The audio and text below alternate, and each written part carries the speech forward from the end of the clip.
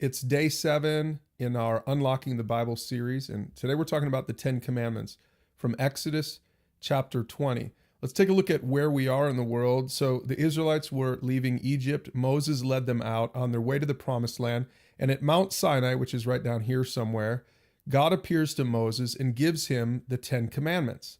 Here's what he says: I am the Lord your God who rescued you from the land of Egypt, the place of your slavery.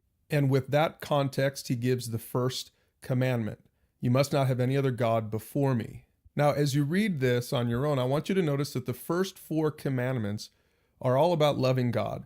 It's all about how we as people, or the Israelites in their case, relate to the God who is their king and is about ready to lead them into the Promised Land.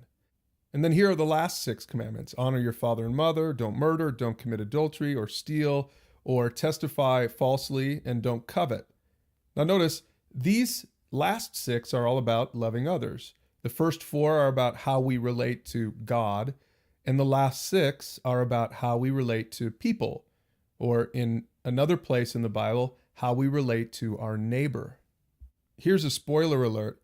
We're going to skip ahead to the New Testament just briefly so that you can understand Exodus 20 in the greater picture. Jesus said in Matthew 22, you must love the Lord your God with all your heart, soul, and mind, and love your neighbor as yourself. And really what he's doing is he's giving them a framework for the law. Do you see the 10 commandments in these 2 basic commandments? Love God is at the heart of living as a Christian, and loving others then is the outflow of that kind of worldview, that kind of perspective. Now, I like to call this inside-out faith. It's the kind of faith that starts on the inside and works its way out in our lives. And this is God's goal for us. But the problem is, no one ever got there by good works. No one ever got there by keeping the law on their own. So, back to Exodus 20.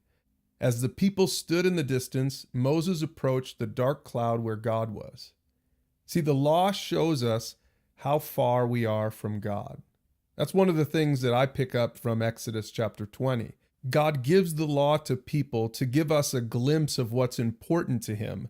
But as we'll see as we read on, no one can perfectly keep this law.